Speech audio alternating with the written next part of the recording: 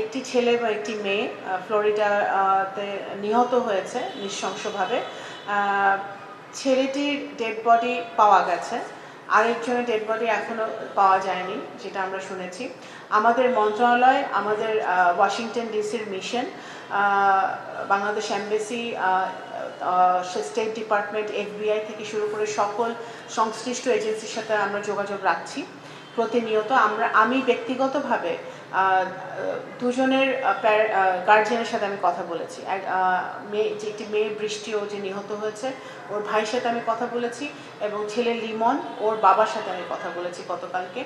আমাদের পক্ষ থেকে আমরা সকল সহযোগিতা করব। আমাদের রিপ্যাট্রিয়েশন, ছেলেটাকে ডেড বডি ফিরিয়ে আনার ব্যাপারে তাদের যে অটোপসি করতে হবে, তাদের যে লিগাল কাজগুলো আছে, এগুলো কমপ্লিট হলে আমরা দেখছি যত তাড়াতাড়ি সম্ভব রিপ্যাট্রিয়েশন করবো। প্রবাসী কল্যাণ মন্ত্রণালয় এটাতে সহযোগিতা করছে, এবং অন্যটার জন্য তো আমাদের অপেক্ষা করতে হবে। আমরা ওদের চেষ্টা করছি যে যত তাড়াতাড়ি সম্ভব আনা যায়, কিন্তু এটাতে একটা লিগাল ব্যাপার।